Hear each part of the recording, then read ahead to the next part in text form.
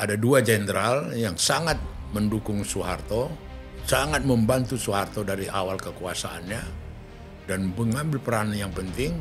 Kedua orang ini melihat bahaya ke depan. Kalau anak-anaknya ini dibiari berdagang sesukanya, memonopoli sesukanya, ini akan menjadi perbuatan tercela. Demi Allah, saya bersumpah akan memenuhi kewajiban Presiden Republik Indonesia dengan sebaik-baiknya dan seadil-adilnya, memegang teguh Undang-Undang Dasar dan menjalankan segala undang-undang dan peraturannya dengan seluruh-seluruhnya, serta berbakti kepada nusa dan bangsa. Saya masih ingat betul waktu saya bersaksi pertama, malamnya saya udah disiksa, dipukuli. Nah, apa yang terjadi dalam perjalanan sejarah itu, cerita 20-30 tahun yang lalu sampai sekarang, ya terbukti. Anak-anaknya itu sampai sekarang kekayaannya turun-temurun, triliun-triliunan dalam kekuasaannya Soeharto. Tidak boleh dia satu atap atau berpapasan dengan orang-orang yang dia tidak sukai. Siapa itu? Terutama yang petisi 50. Di perundingan-perundingan di New York ketika itu, Indonesia sudah tidak ada. Pemimpinnya sudah ditangkap, wilayah sudah dikuasai, rakyatnya sudah tunduk. Tiba-tiba ada serangan ini, salah satunya adalah serangan besar, serangan umum 1 Maret 1949. Itu salah satu yang saya baca dari usulan-usulan. Nah, itu kan menandakan Pak Harto sebagai komandan pertempuran serangan umum 1 Maret punya jasa di dalam kemerdekaan, perang mempertahankan kemerdekaan Republik Indonesia. Kaget-kaget aku nonton di televisi pernyataannya Pak Fadlizon. Aku masih ingat Sri Sultan Hamengkubuwono cerita ke saya. Dialah panglima yang tertinggi di Jogja pada waktu itu. Yang istananya sendiri tidak pernah bisa disentuh, tentara Belanda bisa masuk. Saya memutuskan untuk menyatakan berhenti dari jabatan saya sebagai Presiden Republik Indonesia terhitung sejak saya bacakan pernyataan ini pada hari ini, Kamis 21 Mei 1998. Kebenaran itu bagaimanapun ditutupi tidak bisa. Gitu loh. Kebenaran ya, itu keyakinan saya itu.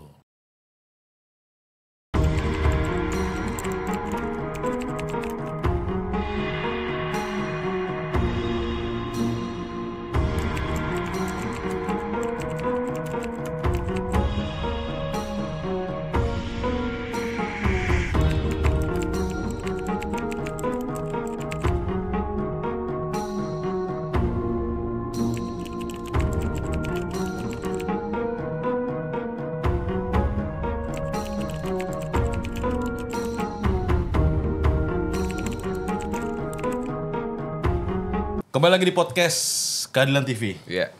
Kita mau bahas isu apa nih, Marip? Kita mau membahas tentang Soeharto yang konon pada tanggal 10 November besok diberikan gelar pahlawan. Tapi memang masih pro kontra ya. Ada yang pro, ada yang kontra. Dan ini podcast penting bagi kami rasa, karena di sini coba kita mengungkap atau menceritakan sejarah berdasarkan sumber primer. Iya. Ini bisa dibilang sumber primer narasumber kita ini, karena beliau adalah kami nilai sebagai saksi hidup di masa pemerintahan Presiden kedua Soeharto. Dari mulai gerakan politik, gerakan militerisme, gerakan aktivis, sampai kala itu tentang dunia jurnalistik dan kebebasan pers. Yeah. Luar biasa. Bersama Bang Pandana Baban. Tadi kita buka Bang, tentang isu yang lagi bergulir ini, konon katanya 10 November nanti, pas di masa hari peringatan Hari Pahlawan, Presiden kedua kita Soeharto akan diberikan gelar sebagai pahlawan nasional. Iya. Ini terkait sejarah, di mana kami menilai Bang Pandana Baban benar-benar menjadi saksi di masa pemerintahan Soeharto. Tapi izin kami coba nanya sama Bang Panda tentang sejarah ini. Bagaimana cara kita, khususnya anak muda ini, cara memahami sejarah yang betul Bang dan tepat, hingga kami nggak tersesat? Saya pikir yang paling utama dan hukumnya bersumberlah dari yang otentik, bukan katanya-katanya. Iya. Ya. syukur-syukur mereka jadi saksi sejarah, masih mengalami peristiwa itu. Jadi dan itulah yang menjadi sumber. Itu menjadi sumber sehingga tidak bingung, tidak terombang-ambing, gitu loh. Itu syarat utama. Nah kemudian saya sendiri bisa bersaksi terhadap beberapa peristiwa yang saya alami, gitu loh. Gitu. Jadi buat kita sendiri tidak lagi begitu masalah, terus terang aja mau pahlawan atau tidak pahlawan tidak tertarik lagi. Tidak mempengaruhi, menentukan lagi. Kenapa? Realita dalam perjalanan dan sejarah yang terjadi, masyarakat sangat terbuka untuk menilai pantas enggak jadi pahlawan. Baik. Misalnya salah satu contoh, syarat daripada seorang pahlawan nasional tidak ada melakukan perbuatan tercela. Ya kan? Itu salah satu syarat, ya kan? Nah, kalau kita lihat apa yang dialami tokoh nasional, pejuang nasional, triumvirat di awal Orde Baru yang namanya Adam Malik. Waktu itu triumvirat bersama Soeharto dan kemudian sama Sultan Hamengkubuwono, triumvirat. Mereka ujung tombak terdepan. Kemudian waktu meninggal Jenderal Nasution secara emosional adalah hubungan kekeluargaan. Karena sama-sama dari Padang Sidempuan, dia kan batu bara, ini ada Malik. Baik. Marganya itu kan batu bara. Sama Nasution, itu dekat-dekat sekali. Baik. Hampir dekat ke sekampung itu gitu loh. Baik. Dia sembayang jenazah waktu meninggal. 4 September, saya masih ingat tuh. 4 September tahun berapa itu ya. Masih ingat betul aku tuh. Ya. 5 September 1984. Jadi saya masih wartawan Sinar Harapan, wartawan muda pada waktu itu. Di Jalan Diponegoro, jenazah Adam Malik terbaring. Kemudian Jenderal Nasution lagi khusyuk berdoa. Ya, berdoa sembahyang jenazah. Tiba-tiba bajunya ditarik-tarik. Ditarik-tarik oleh dua orang yang tegap, cepat gitu. Baik. Ditarik keluar. Dia mau protes gak bisa, ditarik. Terus didudukkan di teras depan. Jenderal Nasution diperlakukan kayak begitu. Apa yang terjadi? Gak sampai 5 menit, Soeharto datang. Juga sedang melayat juga. Jadi disingkirkan dulu Nasution. Tidak boleh bertatap muka dengan Soeharto, baru kemudian Soeharto datang, berkenan datang, dan kemudian sembahyang di situ. Kalau menurut aku, ini sangat tercela. Perlakuan terhadap Nasution itu sangat menyedihkan gitu loh. Nah, itu juga yang terjadi dengan ada 2 jenderal yang sangat mendukung Soeharto, sangat membantu Soeharto dari awal kekuasaannya dan mengambil peran yang penting, katakanlah Sumitro, Jenderal Sumitro, dia sampai Jenderal Pangkom Kamtib di awal-awal Orde Baru yang begitu banyak masalah. Dan kemudian dia kemudian satu lagi di samping Jenderal Beni Murdani. Kedua orang ini melihat bahaya ke depan. Kalau anak-anaknya ini dibiari berdagang sesukanya, memonopoli sesukanya, ini akan menjadi perbuatan tercela. Bukan saja untuk bangsa Indonesia, tercela untuk ekonomi, tercela untuk ini. Apa yang terjadi? Dua-dua itu disingkirkan Soeharto. Gitu loh. Jadi Jenderal Sumitro di Kemang cerita ke saya, dia sebenarnya secara rutin itu tiap bulan ketemu dengan Presiden Soeharto di Cendana.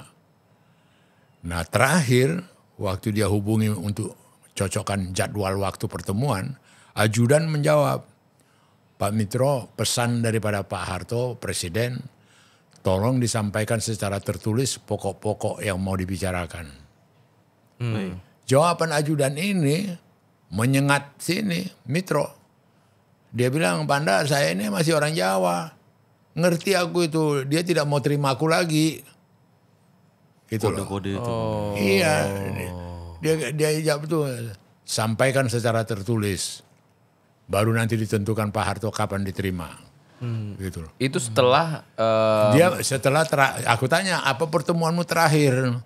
Pertemuan terakhir aku ingatkan anak-anaknya itu supaya Pak Harto sangat menyolok ini langkah-langkah bisnisnya Bambang Tri, Tommy, si Tutut segala macam.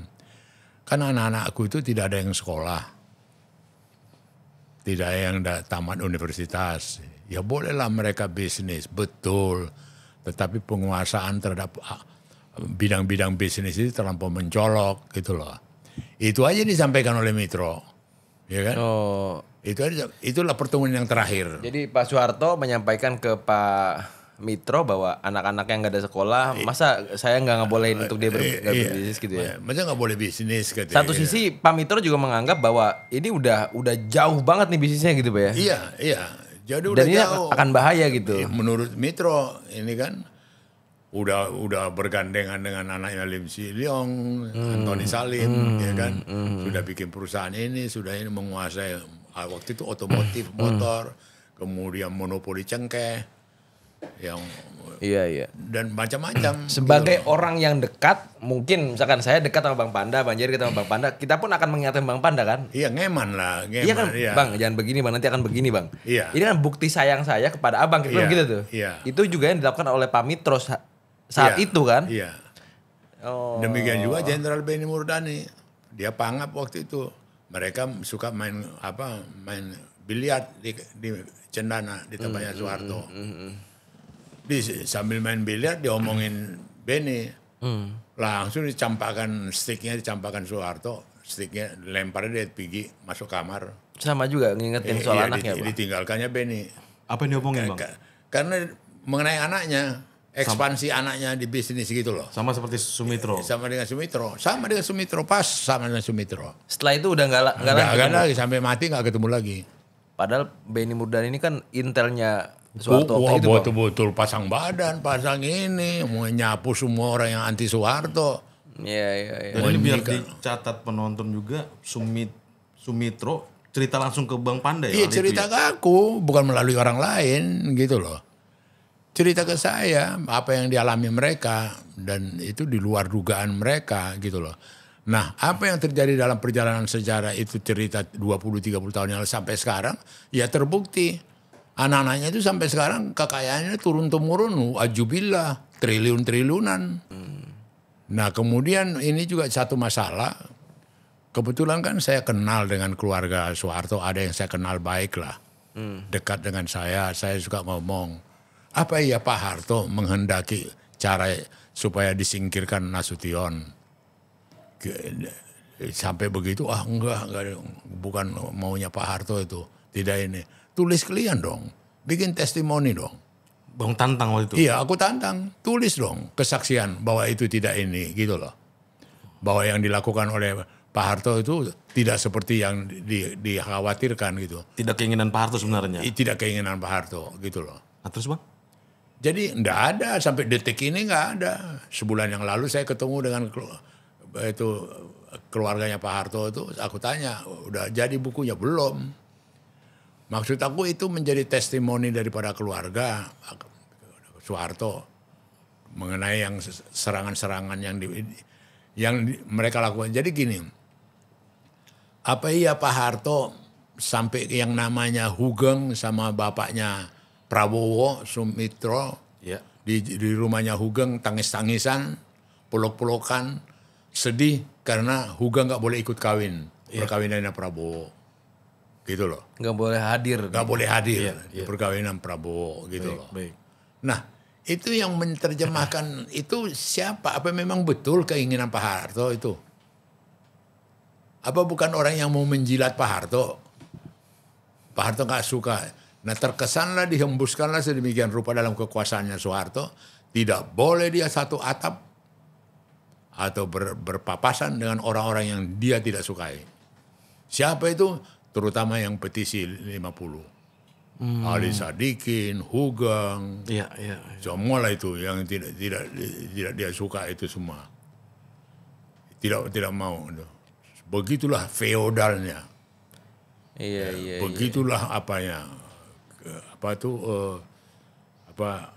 abdi dalamnya. Iya. Nah sekarang menjadi pertanyaan, apa ya tahu Pak Harto itu? Aku mau ke rumah ada maling, udah disingkirkan ada maling apa enggak? Gitu loh. Si Nasution ya. Nah bayangkan Hugeng itu mau hari Polri, udah pensiun dia, datang Brigjen ke rumahnya, kasih tahu Bapak supaya hadir panitia. Baik. Datang untuk hadir Hari Bayangkara. Senang lah. Casper dia, yang kuning itu diapain biar berkilat tali pinggang apa dia, Casper dia, semua selempang dia apa ya itu diapain semua. Tahu, jam 9 malam datang utusan Inspektur Upacaranya Pak Harto. Jadi Pak Hugeng nggak usah datang. Itu dialami. Padahal Kapolri, Pak. Kapolri. Iya. Tapi peristiwa-peristiwa ini Bang Panda sebagai kala itu wartawan investigatif mencoba mengejar otentik cerita ini. Benar nggak ini? Bukan otentik, kalau seperti itu aku saksikan sendiri. Hugeng di rumah, nggak jadi ke lapangan ini. Maksudku yang tadi abang bilang minta pernyataan kepada kerabatnya Soeharto untuk bikin testimoni penyangkalan bahwa tidak ada terjadi. Bahwa itu bukan keinginan Pak Harto. Kemauan Soeharto tentang cerita Sumetro dan Ode Murdani. Sampai detik ini tidak ada pernyataan itu. Tidak ada. Kita harapkan itu sebenarnya. Nah sama itu dengan aku kaget dengan yang terakhir ini mengenai serangan 1 Maret. Siapa sih? Fadlizon. Kaget aku nonton di televisi pernyataannya Fadlizon. Aku masih ingat Sri Sultan Hamengkubuwono cerita ke saya.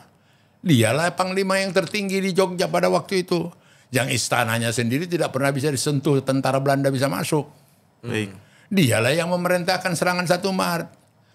Dan kemudian waktu itu Soeharto sama dengan ada Ware Cross namanya. Ware Cross itu jadi semacam korem. Kodam kecil. Baik. Iya. Salah satu komandannya Soeharto. Oke, baik. Yang merintahkan itu saya, kata Sri Sultan. Dia ketawa cengengesan sama saya waktu itu. Pak, katanya Pak Harto yang ini. Saya kan lebih tinggi. Pangkat saya kan lebih tinggi. Karena Sri Sultan itu. Iya, di Jogja itu dia yang tertinggi. Ware Cross bahasa Belanda itu. Jadi bukan Soeharto waktu itu, Pak, yang. Iya, bukan Soeharto yang merintahkan. Dia yang merintahkan, Soeharto melaksanakan. Fadlizon ini sumbernya dari mana, Pak? Gak tahu aku makanya. Itu kan pren Bapak juga sebenarnya kan. Sumber primer ini. Makanya itu kaget aku waktu itu. Kebayang sama aku bagaimana Sri Sultan cerita ke saya. Sambil cengengesan ketawa dia. Ya saya lah yang merentahin gitu kan. Saya kan yang tertinggi di situ gitu kan. Kalau Soeharto kan Ware Cross gitu. Makanya maaf Bang, ini kita coba memahami kembali lagi ke gelar pahlawan nasional ini kan. Undang-Undang Nomor 20 tahun 2009 kan memang menyebutkan syarat umumnya tidak pernah melakukan perbuatan tercela yang merusak nilai-nilai kemanusiaan. Menurut Bang Panda sejauh mana pemahaman itu? Dari cerita Abang ini berarti Pak Soeharto sudah masuk kategori perbuatan tercela. Ya maka itu silakanlah dinilai. Akal sehat ya melihat mana publik menilai. Kalau saya bukan katanya aku saksikan, dengar langsung. Aku lihat diseret Jenderal Nasution. Termasuk Abang pernah bercerita bahwa ketika Jenderal Nasution lagi khutbah di Saharjo habis itu diturunin. Dia pernah khutbah. Jadi waktu itu kami dari redaksi, pimpinan redaksi menugaskan kami mengikuti kemana aja Hugeng, kemana aja Darsono, kemana aja Nasution, kemana aja. Hari Jumat itu dia khotbah di Masjid Saharjo, Jalan Saharjo Tebet. Nasution nih Pak? Nasution. Baik. Dia pakai baju kota-kota, pakai sarung, pakai ini, diseret-seret sarungnya suruh turun. Wah, aku kaget itu. Waduh, itu aku saksikan sendiri. Sampai dia heran, mikrofonnya diapain, dilihat loh. Siapa nih? Diseret suruh turun. Gitu loh. Karena ada Soeharto katanya Pak? apa ya? Karena ada Soeharto. Bukan, Soeharto tidak menghendaki dia tampil gitu loh. Tidak bisa ini gitu loh. Tapi kayaknya memang Soeharto ini nggak strike Pak ya, Iya. pakai simbol-simbol Pak ya. Iya, Pakai itu yang gestur-gestur ya. narik-narik di bawah itu Sarsan Mayor gitu loh, iya kan? Oh. Suruh turun gitu loh. Itu padahal lagi Jumatan ibaratnya gitu ya. Jumatan. Dan penolakan terhadap Pak Harto gelar pahlawan ini kan salah satunya kami rangkum adalah begitu masifnya, begitu berkembangnya, begitu parahnya KKN. Korupsi, kolusi, nepotisme. Bang Panda setuju? KKN itu lahir di masa Soeharto lewat kesaksian Bang Panda ini? Bukan setuju, gak setuju lagi. Kenyataannya. Nah sekarang kalau memang betul mereka menghendaki pahlawan nasional dan kemudian membersihkan pembukuan atau testimoni, mereka bikinlah. Anak kerabat-kerabat dekatnya ini punya uang, punya bisa tim editor yang dibayar profesional, bisa ini. Auditor. Bikinlah satu kesaksian bahwa Soeharto tidak menghendaki itu. Gitu loh. Soeharto sebenarnya tidak mau ini terjadi, Bikin loh. Ini buktinya. Iya. Mampu nggak melakukan itu? Loh ini biar betul, jangan nanti kemudian jadi kan ini kan terus terang kualifikasi pahlawan nasional itu kan yang luhur, ya kan? Nah kalau ditarik lagi satu episode, masih hidup sih ada beberapa orang yang nangani langsung kasus itu. Waktu kasus Ibnu Sutowo, ketua timnya itu masih umur 80 sekian sih sekarang, masih hidup dia ini ya. Waktu kasus Ibnu Sutowo, itu sudah tuntas cukup bukti untuk diajukan ke pengadilan. Untuk maju ke pengadilan itu sudah kuat. Tapi Soeharto tidak menghendaki. Padahal itulah sumber korupsi yang terbesar di Republik ini. Ribuan triliun waktu bagaimana Pertamina itu. Pertamina, iya. Iya Pertamina, dirut Pertamina. Tahun 70 ya Bang ya? Ya itu bayangkan itu. Itu kan jenderal Pak ya? Ya itu apa perbuatan tercela apa enggak tercela itu? Seharusnya tim dia. Jadi waktu mau memberitahukan dia jadi tersangka aja, jangan kemana-mana. Waktu itu di buku kuku gambarkan tuh. Ali Said seharusnya didampingi Yoga Sugama, biangnya Intel, sama kemudian Benny Murdani. 3 orang inilah mereka ke Menteng, ke tempatnya Ibnu Sutowo. Memberitahukan supaya dia sejak saat itu dia dikenakan tahanan kota, tidak boleh kemana-mana. Baik. Sampai di sana yang tinggal cuma Ali Said, yang 2 nggak datang. Mikir ngeri. Yang 2 nggak datang. Ali Said kalau itu Jaksagung Bang. Jaksagung. Oke. Yang 2 nggak datang. Akhirnya dia tunggu nggak ada ajudan dihubungi, nggak bisa ini segala macam. Wah dia pikir udahlah, buat apa bintangku ini Letnan Jenderal ini gitu loh. Iya kan? Iya. Tuh aku masih lebih tinggi daripada Ibnu Sutowo Majen, iya kan? Iya. Gitu. Dan sampai begitu. Bagaimana apa? Dan kemudian ditangani tim khusus itu di poskonya itu aku masih ingat Tirtayasa itu. Di situ tim khusus untuk menangani Ibnu Sutowo. Mau dimajukan ke pengadilan? Tidak diizinkan Soeharto. Itu apa namanya? Itu apa namanya? Tercela apa tidak tercela? Itulah cikal bakal bobroknya sampai 2 sebulan yang lalu masih ada 12 dirut Pertamina ditangkap. Beranak pinak lah ini masalah Pertamina, menjadi kreasi lah ini. Budaya ini. Iya, pembenaran yang dilakukan oleh Soeharto terhadap Ibnu Sutowo itu menjadi culture. Padahal waktu itu tinggal tindak aja itu Pak ya? Ya tinggal tindak, berkasnya sudah siap semua. Itu berbulan-bulan dengan tim yang itu. Dan Pak Harto tidak menghendaki untuk ini ditindak. Enggak lagi. Padahal saya pernah dengar bahwa kasus ini tuh kasus mega korupsi Pak. Iya. Oh iya. Di Pertamina itu. Iya. Tahun 70. Loh orang bagian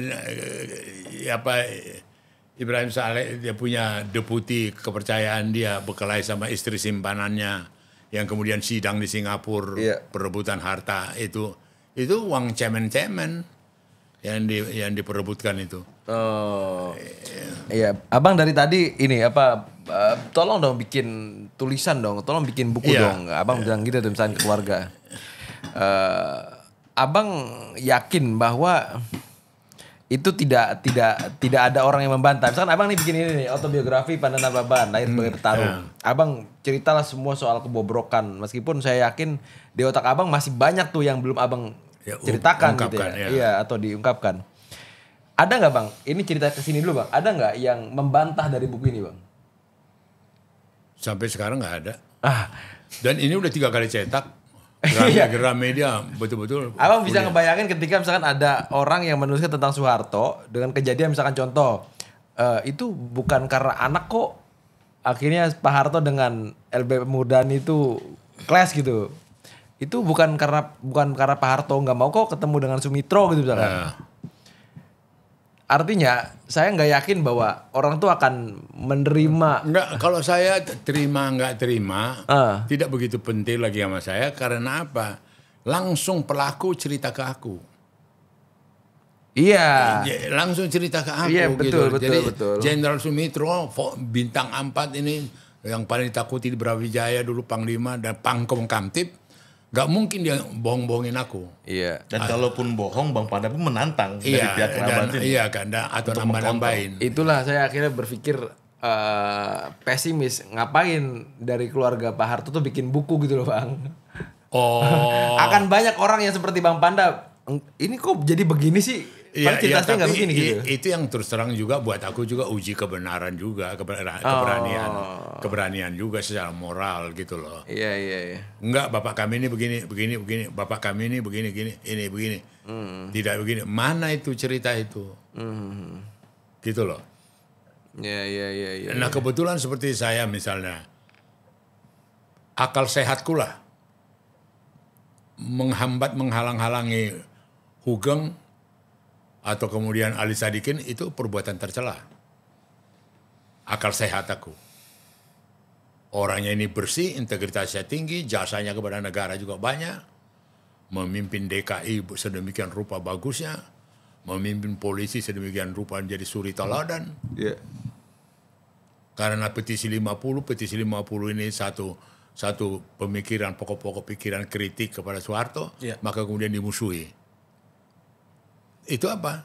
Tercela apa tidak tercela? Iya. Nah kalau kemudian dipakai penghalalan cara dan segala macam ya silakan. Nah sampai sekarang jejak bukti otentik yang diserahkan Soeharto pertama kali dia berkuasa Freeport ke Amerika. Penanaman modal yang selama ini Soekarno bertahan tidak mau ini dikasih Freeport. Habis itu beranak pinak, tambang-tambang di Kalimantan, tambang-tambang di Sumatera. Tidak bisa dicegah. Ini zaman Pak Harto. Iya zaman Pak Harto. Dan yang sekarang muncul-muncul raja-raja tambang ini kan inspirasi dari sebelumnya. Yang sekarang jagoan-jagoan yang bisa punya pesawat terbang, punya apa segala macam. Iya. Jadi justru sebenarnya awal mula keparadokan Indonesia ini dari zaman Pak Harto itu bang ya? Iya. Ya artinya ya tadi kan pasal 33 yang abang sering sampaikan itu kan. Iya. Tapi rakyatnya juga nggak kaya juga, nggak sejahtera juga. Iya. Oh, saya kira Freeport tuh zaman Pak Soekarno bang. Belum pernah Soekarno. Pas awal itu, awal Soeharto berkuasa. Termasuk abang pernah cerita yang di Bali itu kan ada tanah Pak Harto juga di Bali itu. Itu yang intervensi Amerika lebih jauh lagi ikut bermain dia dalam G30 SPKI. Itu kan ada bukunya itu baru dikeluarkan bestseller itu. Mengenai apa CIA, mereka main itu gitu loh. Nah pada waktu itulah cengkeraman modal asing masuk dan kemudian Soeharto buka lebar-lebar, gitu loh. Masuklah mengkuras kekayaan Indonesia itu, Caltex, oil company dan segala macam. Nah di satu pihak, satu institusi BUMN milik negara Pertamina yang mencetak uang bertriliun-triliun dilakukan korupsi oleh Ibnu Sutowo, dilarang Soeharto untuk diadili. Apa itu namanya? Perbuatan simpatik atau tercela, apa itu? Ini fakta. Yang mereka Ibnu Sutowo sekarang masih hidup. Masih hidup sekarang, bisa saya bawa. Gitu loh. Iya. Masih ada orang yang ya umur 85 lah, 86. Ini hal baik atau hal tercela gitu kan. Iya. Silakan masyarakat bisa menilai Iya, gitu. coba waktu itu kalau kemudian di Ibnu Sutowo. Sekarang figur Ibnu Sutowo yang itu menjadi inspiratif kepada Pertamina sebelum sampai 50 tahun yang ditangkap 15 orang itu. Menjadi role model. Menjadi role model itu ngeri. Ngeri. Iya. Nggak pakai teori, nggak pakai nakut-nakutin, nggak pakai apa, ya fakta. Iya. Ibnu Sutowo biangnya diampuni Soeharto, nggak dibolehin diadili, sudah siap untuk diadili, sudah lengkap semua berita acaranya, sudah hasil pemeriksaan, saksi, semua bukti, sudah semua lengkap. Tinggal go ke pengadilan, no, kata Soeharto. Abang pernah ngecek kenapa? Apa ya? Kenapa no? Oh, bukan lagi kita cek lagi.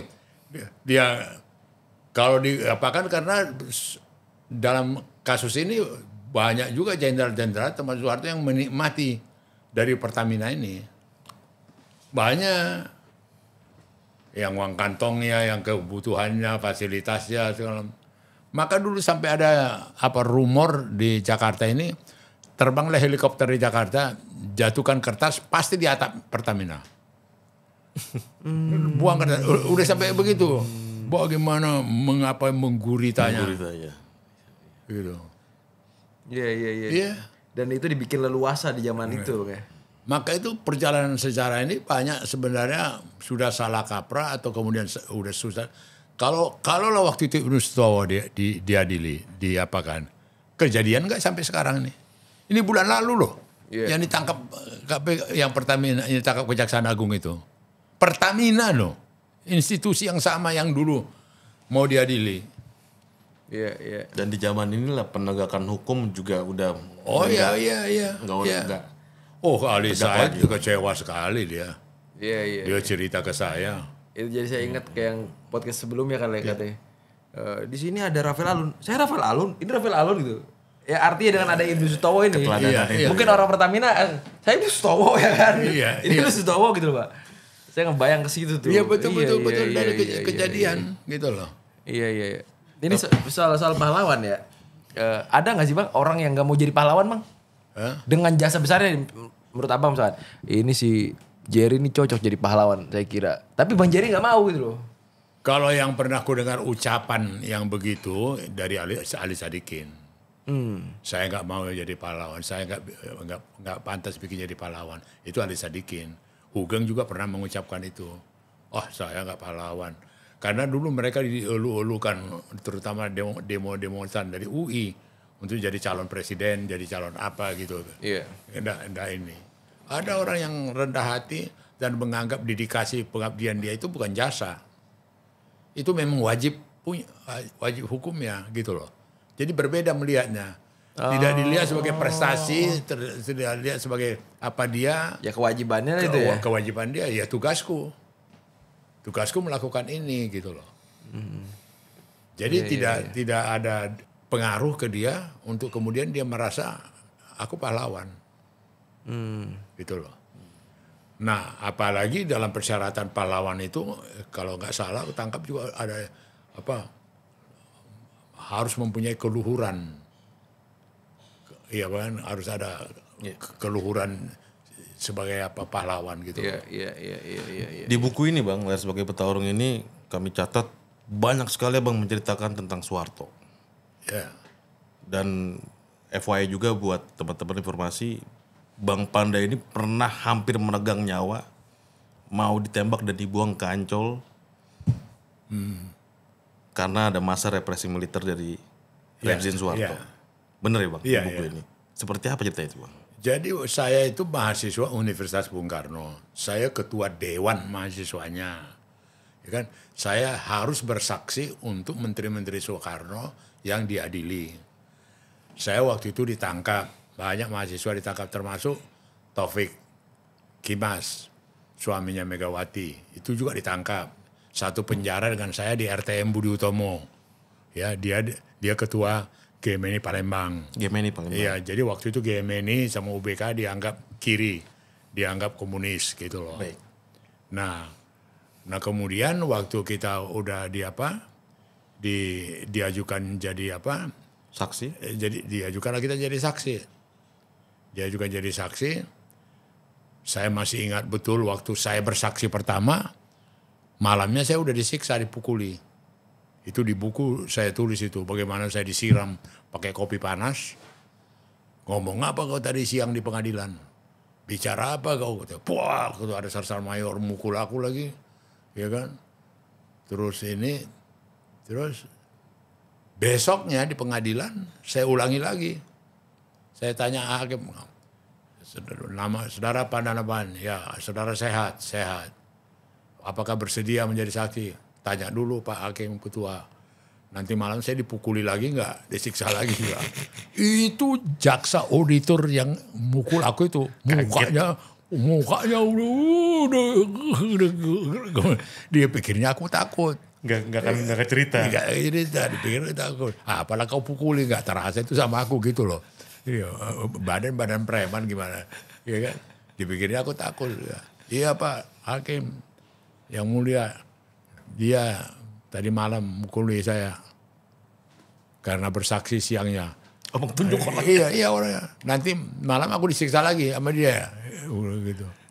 Wah, saudara dilindungi, hak-hak saudara diapain, tidak itu terjadi. Saudara auditor, jangan sampai ada terjadi lagi. Digituin auditornya. Kami baca abang ditangkap di daerah Manggarai ya bang ya? Apa ya? Ditangkap di daerah Manggarai waktu itu ya? Ada 2 kali. Sekali Manggarai. Manggarai. Sekali Manggarai itu memang murni betul-betul pembersihan PKI, dianggap pembersihan PKI. Itu yang saya dipopor di Jalan Teluk Betung, dibawa ke posko Teluk Betung. Dipopor berdarah, kepala saya pecah itu di belakang. Itu. Udah hampir dibuang abang situ ya? Udah hampir ditembak dan dibuang kan? Di buku kami baca. Iya. Jadi udah mau dihabisi lah. Iya. Ya. Tapi dasar aku orangnya suka nonton film. Dari dulu gitu loh. Jadi kupikir kayak film. Jadi teman aku yang dikebukin itu menjerit-jerit. Nah, aku bilang sutradara minta kita dipukuli. Sutradara minta kita dikebukin. Ngapain kau nangis-nangisin? Enggak tahan aku. Ya udah. Nanti kalau diganti peran kita, ya kita ikuti lagi gitu loh. Jadi gak pernah aku bawa ke hati. Termasuk sewaktu aku diancam mau dihabisi di Ancol, gitu udah krok pistol revolver itu. Nanti besok apa ini? Nanti kalau terang hari nanti terombang-ambing terapung-apung. Iya. Terapung-apung mayatnya nanti dilihat orang ini dia kan. Itu revolver udah di kepala dengar omongan tuh. Iya kayak cerita film aja sama aku gitu loh. Gak jadi gemetar. Aduh jangan apa. Gak ada cerita. Aku nikmatin aja. Itu padahal niatnya nakut-nakutin abang itu bang ya? Iya. Teror mental aja. Iya. Ya artinya Bang Mali itu benar-benar saksi sejarah merasakan betul ya represi militer kala itu bang. Desoekarnoisasi kan tuh. Iya. Bang. Jadi kalau itu terus terang aja itu bedanya yang dipakai oleh Soekarno sama Soeharto dalam konflik yang terjadi antar bangsa perkelahian perang waktu kasus Permesta DITI. Itu sedemikian rupa rekonsiliasi setelah itu. Tidak ada lagi jangan bergaul bekas orang DI itu. Jadi ada misalnya satu keluarga di Cirebon dan suka bilang ngapain dekat-dekat. Itu DI dulu itu. Iya. DI Baik. Kartosuwiryo itu. Jangan DI-nya Karungjaka. Nggak ada. Iya. Tetapi PKI dilanggengkanlah ini PKI. Dibikinlah orang-orang PKI itu KTP X PKI. KTP terus dibikin litsus, penelitian khusus, dibikin filmnya, diabadikan lah ini cerita di zaman Soeharto, propaganda, dipelihara ini zaman kepekaian itu. Semua institusi di negara ini harus dilitsus, mau jadi apa saja, mau pindah kepala sekolah, mau pindah kepala rumah sakit, atau mau naik kelas eselon 2, eselon 3, semua harus dilitsus. Zaman Soeharto. Litsus ini diapain bang? Litsus ini dari Kodam, dari Laksus. Jadi Kodam itu adalah pelaksana khusus. Baik. Dari Komando Operasi Keamanan dan Ketertiban Komkamtib. Baik. Mereka lah yang berwenang gitu loh. Jadi kalau lihat pada waktu itu kantor Kodim di mana-mana di Indonesia nih itu paling rame. Kantor Polres sepi, Polsek sepi gitu loh. Semua mengadu kemari. Litsus ini. Iya, begitu cengkeraman militer dibikin Soeharto. Wah, jago Soeharto bikin itu. Jadi siapapun yang ada di pemerintahan kala itu harus melewati litsus ini. Litsus, iya, itu litsus Dimilitarisasi. resmi itu. Ini jadi bukan interpretasi aku, ada litsus. Jadi satu gedung departemen itu ada satu kamar itu litsus, bagian Tujuan litsus. utama bagi Soeharto apa, Bang? Apa? Tujuan utama bagi Soeharto dengan ada litsus ini apa? Mengkontrol, menakut-nakuti, mengawasi, ya toh, tetap mengikuti ini, artinya tetap memberikan warning, awas kalau macam-macam, kau ini gitu loh. Jadi bagaimana dia misalnya hanya karena mau pindah golongan dari golongan 3 menjadi golongan 2 atau golongan 1, dia diperiksa. Bapaknya ada PKI enggak? Ibunya ada terlibat PKI enggak? Istrinya, keluarganya gimana? Ini apanya enggak? Itu dicek semua. Ada terlibat PKI enggak? Ada. Dan banyak korban. Adiknya kemudian sekemi, enggak tahu ini adiknya organisasi apa PKI itu, keluarganya kena. Gitu loh. Jadi itu diapakan. Dan kemudian di seluruh rumah-rumah di Indonesia tidak ada yang berani bikin gambar Soekarno di teras, di ruang tamu. Hilang tuh semua gambar Soekarno. Iya. Kalau kita callback ya kan, kita kembali ke awal. Pak Harto tahu nggak itu, Bang? Pak Harto tahu nggak itu? Atau ini hanya orang-orang yang pengen sor Pak Harto doang? Ada satu lapisan yang dia tahu dan dia nikmati, ada satu lapisan yang kemudian dia nggak tahu, gitu loh. Artinya misalnya seperti kerjaan di Litsus itu, Soeharto tidak tahu terlalu detail itu. Tapi yang menerjemahkan itu menguntungkan Soeharto. Gitu loh, menguntungkan. Desoekarnoisasi itu Pak Harto tahu nggak? Atau memang perintahnya dari Pak Harto? Dari Soeharto lah. Dan termasuk orang-orang yang menjilat dia dong. Jadi harus disingkirkan Soekarno. Satu komando artinya, Bang? Satu komando artinya? Iya, pengaruh Soekarno, apanya Soekarno, semua yang berbau Soekarno itu harus disingkirkan itu. Saya nggak paham bagaimana dulu tuh secara psikologi tuh Pak Harto dulu kayak gimana sehingga Pak Harto tuh ini kan berarti orang yang worry, orang yang ketakutan secara psikologi sehingga setelah dia menjabat tuh ini harus singkirkan dulu nih, ini harus singkirkan dulu nih. Kayak orang takut aja, Bang. Jadi nggak bisa berkolaborasi kira-kira begitu tuh, Bang. Jadi dari kenyataan realita langit dan bumi bagaimana anak-anaknya Soeharto dengan anaknya Soekarno. Gitu loh. Jadi baik tingkat kehidupan, gitu ya. Jauh kali, langit dan bumi lah. Jadi kontrak-kontrak lah Megawati, Taufik Kimas di Tebet, kemudian dikasih rumah di Cempaka Putih sama Ali Sadikin, ya kan? Dibeliin rumah sama Ali Sadikin untuk Mega, untuk Guntur. Yang Teguh Umar itu, Bang? Iya, enggak, bukan Teguh Umar itu setelah presiden, wakil presiden. Artinya langit dan bumi lah dia punya. Jadi si Taufik itu kontraktor, Surya Dharma nama perusahaannya. Dia yang rehab rumah yang di Kuningan. Dan paling kemudian bikin pom bensin, kemudian beranak jadi 2, jadi 3 pom bensin. Gitu loh. Padahal bapaknya adalah proklamator ya. Oh iya, kalau mau ini banyak kesempatan yang ini gitu loh. Tapi memang ya keluarganya Mega ini tidak materialistis gitu loh. Biasa aja dan mereka diajari hidup sederhana. Mana ada kita pernah dengar ada tambangnya Megawati. Ya kan? Tambang nikel kayak apa, tambang apa kayak atau apa batu baranya gitu loh. Atau minimal di backing-nya gitu kan. Iya, atau Guntur atau atau siapa Taufik nggak ada. Cerita aja atau hutannya berapa juta hektar, berapa ribu hektar kelapa sawitnya, nggak ada cerita, gitu loh. Iya. Bang Panda sebagai politisi senior PDIP, sebagai saksi sejarah juga, mulai dari peristiwa Skolilo 93 Bang ya? Iya, 91. 91 ya, dan juga pembentukan PDIP, keterlibatan Soeharto juga kental kala itu lewat Suryadi, terus juga Kuda Tuli. Iya. Artinya PDIP ini punya perjalanan panjang ini di masa Soeharto ini.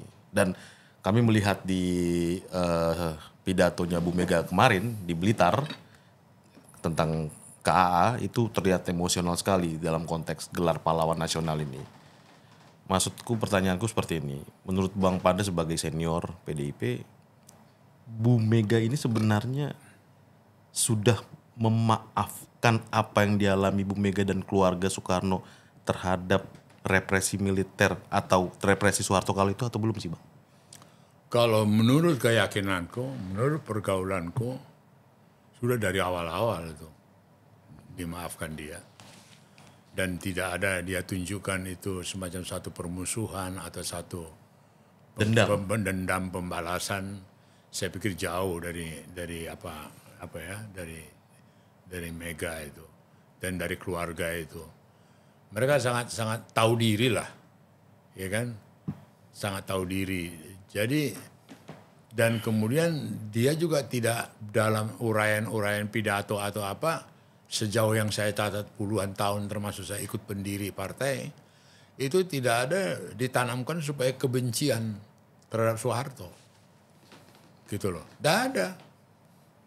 Tidak ada kemudian didoktrinkan sedemikian rupa. Tidak ada gitu loh. Bentar Bang, let me clear Bang, izin. Tidak ada Bang Panda menilai dari Bu Mega itu di partai PDIP untuk menanamkan kebencian kepada Soeharto. Iya. Tidak ada.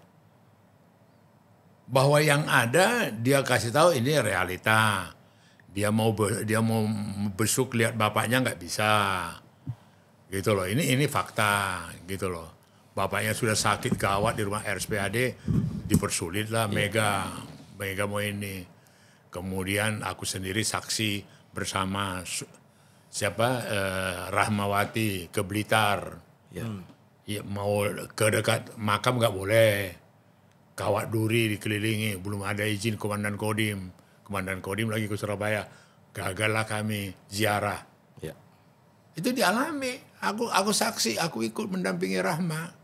Gitu loh. Mau ziarah ke bapaknya. Nggak bisa gitu loh. Ngeri nggak, apa namanya itu. Gitu loh. Jadi pas sakit nggak boleh dijenguk, pas meninggal nggak boleh diziarahin. Iya. Malah itu ya. Iya, itu apa namanya itu gitu loh. Nah sebenarnya terus terang aja kalau bukan mau sok-sok moralis, abai objektif segala macam. Diapainlah dulu lah, dicicil dulu cerita-cerita yang tadi itu. Sampai kemudian, ya pantas dong dia jadi pahlawan. Gitu loh. Wajar dong dia jadi pahlawan gitu. Maksud aku dicicil lah gitu lah. Misalnya kekayaan diambil anaknya dari negara ini yang menjadi miliuner kasih balik. Gitu Masih ada Bang? Loh masih banyak loh yayasan yang dia itu masih banyak. Kalau bukti ini kan tentang ini semua di Kejaksaan Agung lengkap semua. Maka dulu dia mau diajukan ke pengadilan kan. Lengkap ini nggak usah lagi diteka-tekiin, diperdebatkan. Lengkap itu ada. Maaf aku potong Bang, soal cicil-mencicil ini menarik nih. Dukungan kan mengalir deras. Apa? Dukungan kepada Soeharto untuk mendapat gelar pahlawan mengalir deras nih Bang. Ada Golkar udah menyatakan sikap resmi lewat Bahlil. Nasdem juga ada.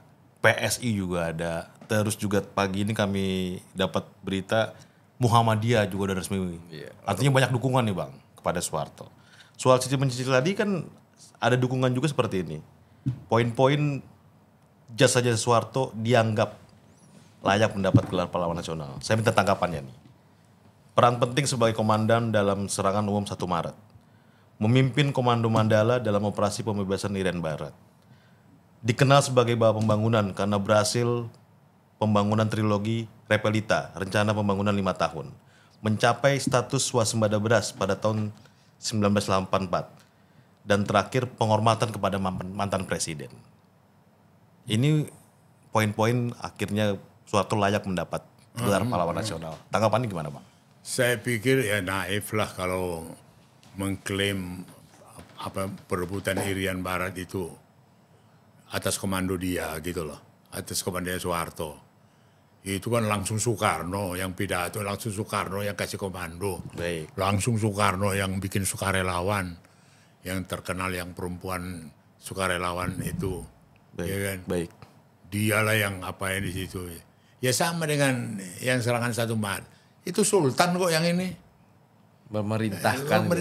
Sultan. Tadi udah ke di depan. Ini juga Sultan cerita ke saya.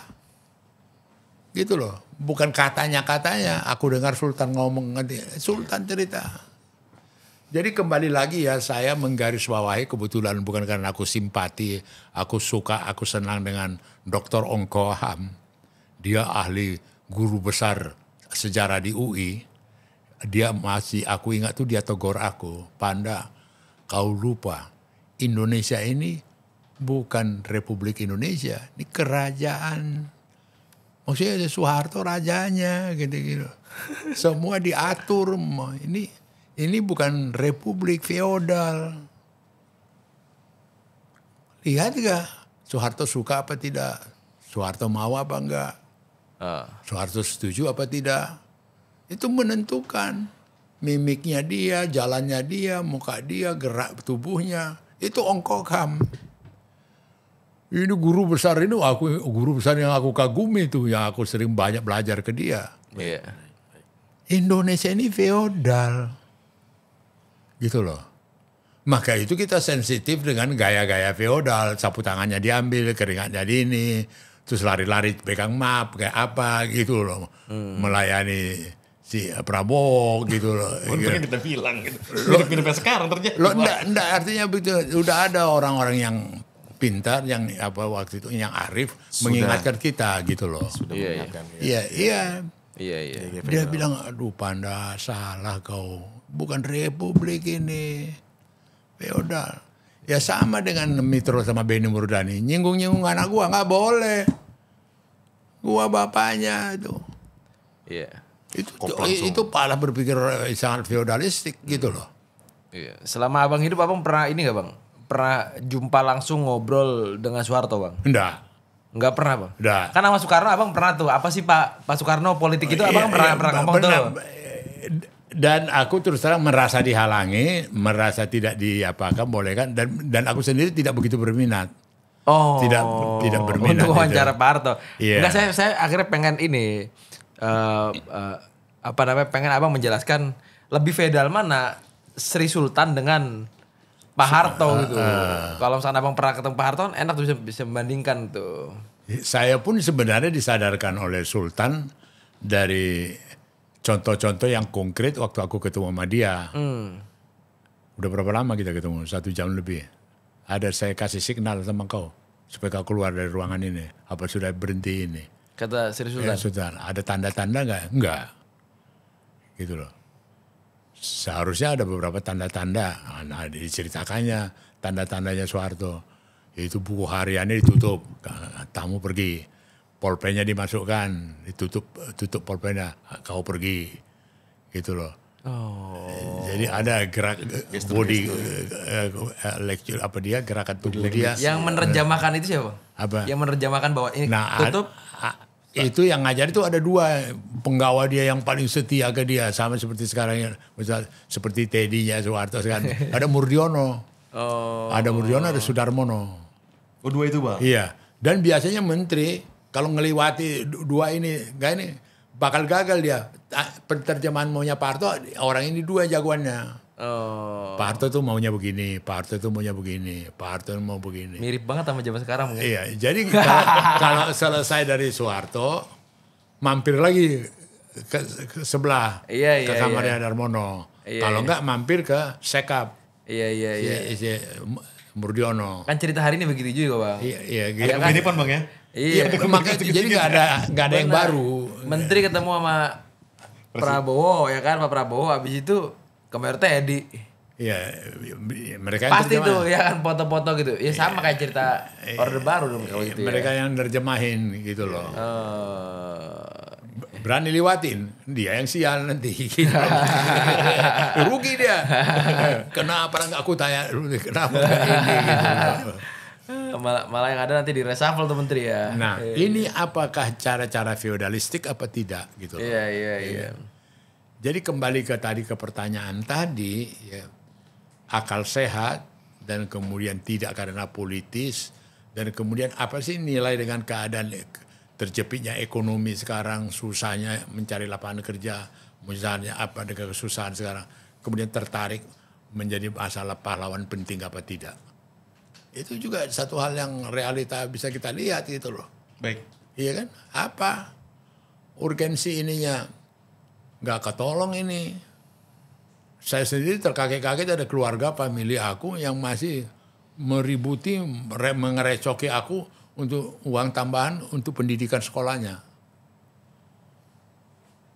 Berkali-kali kirim SMS ke aku gitu. Susahnya mengapakan sekolah, membayar uang sekolahnya, bagaimana pakaian seragamnya dan segala macamnya gitu loh. Jadi sebenarnya keadaan ekonomi kita ini sekarang sudah berhasil nggak? Sehingga kemudian kita cerita mengenai hobi, mengenai heroisme, mengenai kepahlawanan gitu loh. Nah ini aja, saya pikir saya masih percaya banyak orang akal sehat melihat wajar nggak dikasih gelar kepahlawanan. Itu yang saya bilang tadi yang paling dramatik itu. Apa iya memang Pak Harto menghendaki orang-orang tidak yang dia sukai ada satu atap? Perkawinan kena. Itu yang dialami oleh bapaknya Prabowo sama Mitro. Iya. Tidak boleh satu atap. Nggak boleh sama Hugeng satu atap. Ya, belum lagi cerita lain-lain.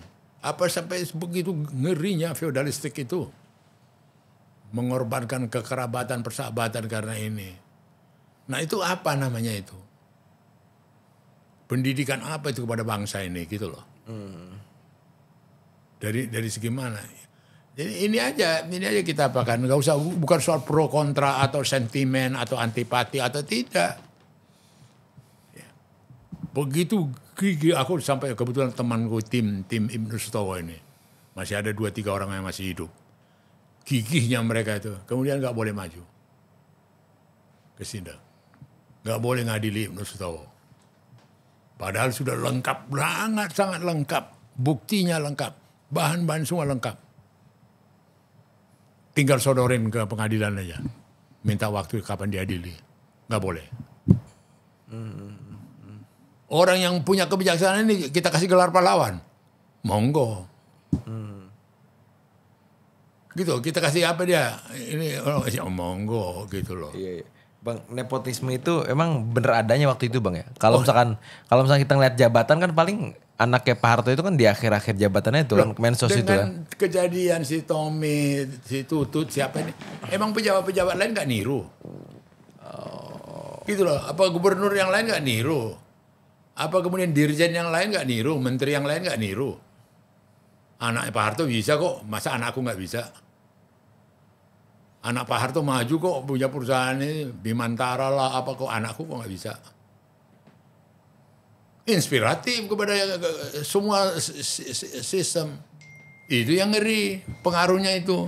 Tidak berhenti hanya di sekitar Soeharto aja. Jadi contoh toh. Malah makin berkembang, makin modern. Iya. Loh itu yang saya bilang terakhirnya.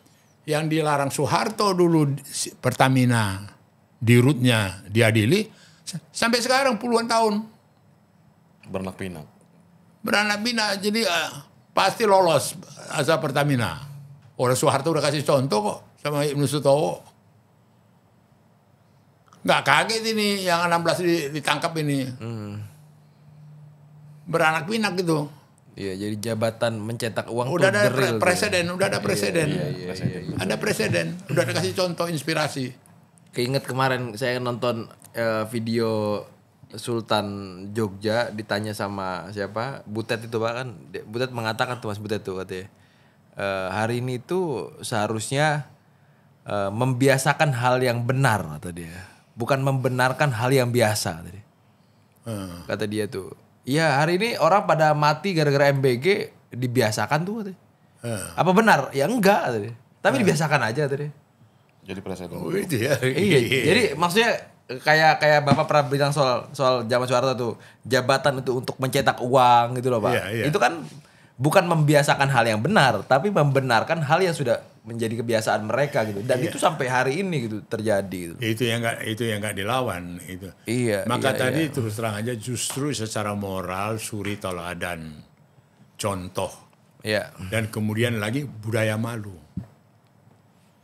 Dia nggak malu sama kombes-kombes sama AKBP-nya, dia ganti mobil sebagai jenderal polisi, nggak malu dia. Atau ditanya anak buahnya dari mana bapak punya ini dapat mobil, nggak malu dia. Istrinya berlagak lagi, show lagi. Ini ngeri nih, demikian juga di Kementerian Keuangan, di Kementerian Perindustrian, kemudian di Kementerian Perdagangan segala macam, nggak malu. Wah itu betul bahaya itu. Ini kita segmennya harus kita tarik ke PDI nih. Apa? Segmen terakhir kita harus tarik ke PDI. Pak. Tapi sebelum ke PDI izin, aku ada pertanyaan tambahan. Masih terkait dengan gelar pahlawan nasional Soeharto ini, Bang. Menurut Bang Panda, apa sih dampak yang akan terjadi buat generasi bangsa, anak muda ke depan, soal gelar pahlawan nasional kepada salah satu tokoh besar yang dinilai kontroversial? Iya. Apa Dampak ke depan emang akan terjadi apa gitu, Bang? Kalau saya, karena saya mungkin berkecimpung di dunia informasi, di dunia komunikasi, saya nggak punya kekhawatiran ke depan. Mereka akan lebih kritis lagi, mereka akan lebih jeli lagi, Mencari. ya mereka akan lebih menggali lagi gitu loh. Itu yang dibilang, ada pepatah yang dikatakan tuh, secepat-cepat gimana kebohongan, ya kan? Pada satu ketiga akan dicapai oleh kebenaran juga. Dikalahkan oleh kebenaran juga. Ini sekarang mau dibikin cerita pembenaran yang mimpin serangan 1 Maret ini, yang memasukkan Irian Barat ini dan segala macam itu kan fakta-fakta sejarah. Iya. Yang enggak mudah. Walaupun ada upaya-upaya Penghapusan. perubahan sejarah. Iya, enggak mudah. Ya sama dengan contoh kenapa ya reformasi itu melahirkan KKN, kemudian melahirkan KPK, PPATK, kemudian kenapa reaksi terhadap Soeharto? Bagaimana pemerintahan rezimnya Soeharto pada waktu itu? Maka perlu dihadapi dengan ini, KPK perlu dihadapi dengan ini, dihadapi dengan ini. Iya. Jadi gitu. tesisnya Soeharto, Pak. Iya, Tesisnya adalah Soeharto. tesisnya Soeharto gitu loh. Ya siapa lagi yang paling dominan pada waktu itu, yang paling menentukan pada waktu itu, gitu loh. Maka muncullah ada polisi, KPK, KKN, Iya. reformasi hukum Iya. sebagainya. Tesisnya adalah Soeharto. Iya. Dan artinya kritis anak muda juga tetap harus jadi hal yang penting ya, Bang. Untuk penyerapan informasi agar tidak tersesat. Oh iya, aku percaya ya, artinya begini, kebenaran itu bagaimanapun ditutupi tidak bisa. Gitu loh. Kebenaran ya, itu keyakinan saya itu. Bagaimanapun mau diakali, mau di nggak bisa. Abang percaya kebenaran itu akan mencari jalannya sendiri. Iya, kan jadinya, ya, artinya coba serangan 1 Maret, gitu loh. Berbusa-busa aku mengatakan yang mimpin ini. Kalau faktanya nggak begitu. Nah saya bersyukur, saya berterima kasih, saya ada kesempatan ketemu dengan Sultan. Tangan pertama aku dengar. Sumber primer. Dia yang mimpin, dia pemimpin tertinggi di Jogja. Maka Republik Indonesia baru merdeka dulu pertama kali kan di Jogja. Ya kan? Institusi yang teritorial yang tidak bisa dimasuki oleh Belanda. Iya. Panglimanya dia. Dan dia betul-betul raja yang benar-benar berwibawa, punya kuasa, punya ini gitu loh. Bukan salon. Terus baca ujuk-ujuk Werkres, pemimpin Korem namanya Soeharto yang mimpin. Yang benar aja dong. Itu aja aku hati-hati kali nanya Pak Sultan tuh. Pak Sultan yang mimpin Gerakan 1 Maret itu gimana ceritanya Pak Sultan? Iya. Sudah banyak simpang siur ya gitu ya. Kata Sultan. Ya Sultan udah banyak simpang siur ya gitu kan. Iya. Silakan masuk Iya, ke saya- PDP.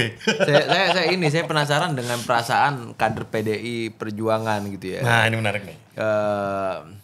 banyak kan kader PDI Perjuangan adalah orang yang di PKI-kan gitu Bang ya. Ya bukan hanya abang gitu, orang-orang yang belakangan orang-orang yang masih muda juga itu adalah orang-orang yang mungkin dulu pernah di PKI-kan, ada Rifka Ciptaning, and the gang lah itu ya kan. Artinya represif itu udah jadi makanan sehari-hari lah di kala itu ya bagi PDI Perjuangan di zaman Soeharto Bang. Ya diserbu, diinjak-injak, diporak-porandakan, dibakar gitu ya. Bu Mega nggak boleh kuliah, Bu Mega mau jenguk nggak boleh, mau ziarah juga nggak boleh. Artinya benar-benar dibatasi gitu. Dan nggak ada gerakan dari PDI dari dulu selain gerakan hukum. Jadi nggak mau serang balik gitu Bang, udah serbu-serbu gitu. Bahkan kalau kita tahu PDI kan banyak juga preman-preman ya Bang. Artinya banyak juga orang-orang yang bonek gitu. Orang-orang yang militan. Iya. Kalau seandainya Pak Harto ini diketok palu tok gitu ya. Meskipun banyak orang udah menganggap ya barang ini pasti jadi pahlawan lah gitu ya. Bagaimana perasaan Bu Mega, kader-kader PDI Perjuangan, kader-kader yang dulu pernah memperjuangkan yang namanya reformasi. Termasuk Bang Panda. Termasuk Bang Panda, orang-orang yang Terus bagaimana perasaan menurut Abang secara ini Bang ya? Psikologis. saya pikir bukan lagi saya pikir, kenyataan faktanya saya pikir dan itu yang kita nikmati melebihi yang lain, kita sudah sampai terbiasa dianiaya. Sudah terbiasa dianiaya, sudah terbiasa ketidakadilan, menghadapi ketidakadilan. Sudah sangat terbiasa melihat beberapa adegan-adegan yang kemudian memutarbalikkan fakta gitu loh. Ya, jadi bukan hal yang mengagetkan gitu loh. Ya sama dengan penyerbuan kuda tuli segala macam itu. Sebelumnya itu kan bertebaran dulu fitnah, baru diserbu, ya kan? Setelah diserbu pun diputar balik lagi, dibikin lagi Mega jadi kambing hitam dan segala macam gitu loh. Jadi saya pikir Mega sendiri sudah sangat terbiasa, sudah tahan banting. Dan aku sendiri kagum dengan daya tahan dia gitu loh. Seorang ibu rumah tangga dengan usia yang begitu sudah sepuh, ya kan. Dia memimpin partai yang tidak main-main partai ini. Ya terukur, pemenang lagi di legislatif gitu loh. Ya kan. Ini kan yang diharapkan akan lebih hancur lagi, tak tahu tidak hancur. Gitu loh. Nah kemudian mereka menanggap ini juga akan sudah cukup dewasa kok. Sudah bukan sesuatu kemudian reputasi, kemudian masalah harga diri, kemudian soal kalah menang, dia jadi pahlawan sekarang. Oh udah nggak ke situ lagi? Nggak ke situ lagi. Udah jauh itu. Nggak, karena kelas itu sudah jauh ditinggal, sudah nggak begitu. Artinya beberapa action adegan-adegan yang mematikan, yang pahit itu sudah dilewati. Yang menghinakan sudah dilewati. Tapi kan PDI nggak bisa hanya jadi penonton Bang. Enggak juga kan, masa kita mesti ceritain semua apa yang kita kerjain. Ya enggak lah, binatang politik pasti bergerak lah. Iya loh. Inilah bedanya, namanya banteng ketaton bro. Lo bukan binatang politik pastilah.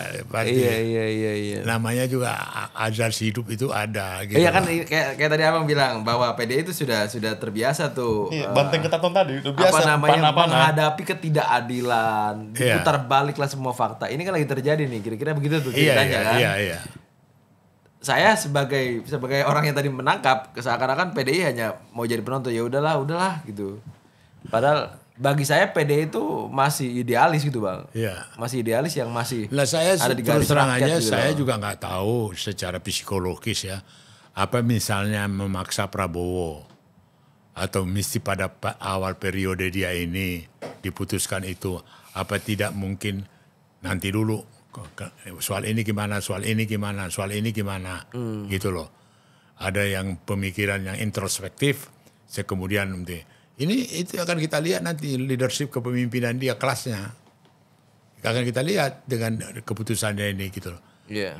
Ya seperti misalnya cerita apa dia telan informasi 1 Maret seperti apa ditelan bulat-bulat sama Prabowo, tidak diapakan pembanding oleh Prabowo, seperti cerita yang saya dapat gitu loh.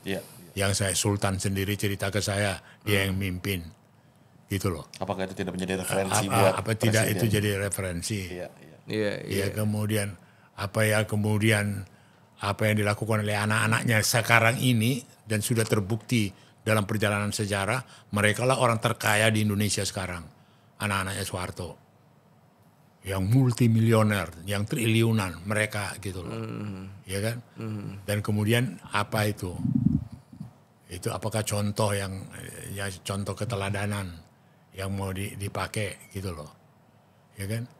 Jadi banyak hal yang bukan soal setuju nggak setuju, yang menerima wajar apa enggak, pantas apa enggak, gitu loh. Kenapa sampai sekarang korupsi ini tidak bisa diberantas? Kenapa korupsi ini susah diberantas? Kenapa sulit? Bagaimana susahnya Indonesia sekarang mencari satu keteladanan atau membuat sesuatu untuk malu, budaya malu. Kenapa tidak ada lagi budaya malu? Kok dianggap muka tembok semuanya, dianggap tak peduli, sabodo teing.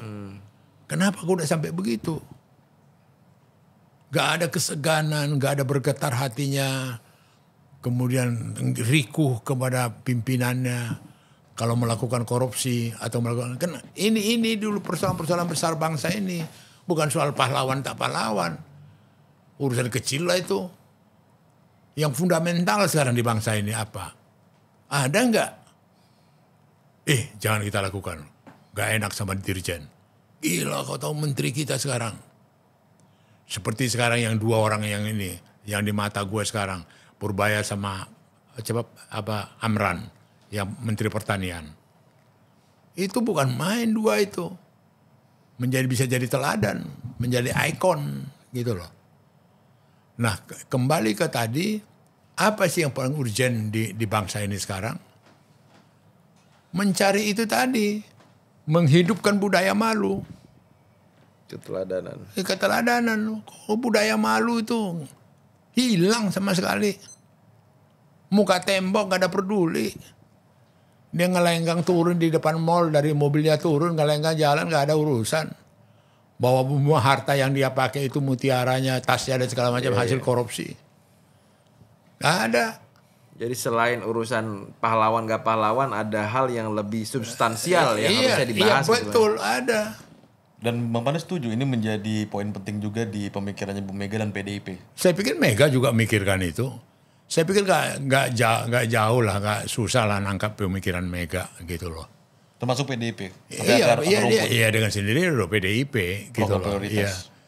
Jadi bukan apa-apa ya, bukan mengatakan kesok bersih segala macam. Artinya PDIP itu tidak bergelimang dengan segala macam kebobrokan atau bergelimang dengan seperti misalnya katakanlah masalah soal tambang, soal kelapa sawit, hutan ini dan segala macam begitu loh. Nah sampai kemana loyalitas kepada pasal 33 Undang-Undang Dasar 45 itu? Sampai sejauh mana keteladanan di situ gitu. Jadi sebenarnya kalau saya melihat masalah kembali lagi tadi soal gelar gak gelar ini soal pengalihan perhatian aja. Bukan itu satu yang urgent. Dan PDIP tetap dalam posisi menolak ketika gelar pahlawan ini berhasil disematkan kepada Soeharto atau gimana Bang? Tetap akan gak usah pakai istilah menolak lah, tidak menerima. Ini agak beda itu. Itu beda itu. Beda itu. Iya, tingkat kehalusan itu beda Mas. Loh, bukan. Menolak. Tidak menerima. Senior ini mesti skill dewa memang. Loh, bukan, itu beda. Nah, Megawati dalam posisi itu tidak menerima gitu loh. Bukan menolak. Tapi tidak menerima. Luar biasa. Lagi bro? Cukup ya. Luar biasa dalam panjang sekali ini. Iya, tapi yang jelas ini bagi teman-teman semua dari awal sampai akhir di video ini kita itu lagi bercerita tentang rentan waktu Pak Harto menjabat. Iya. Silakan teman-teman bisa simpulkan kira-kira cocok gak sih jadi pahlawan si kawan ini kan itu aja tuh Bang. Iya.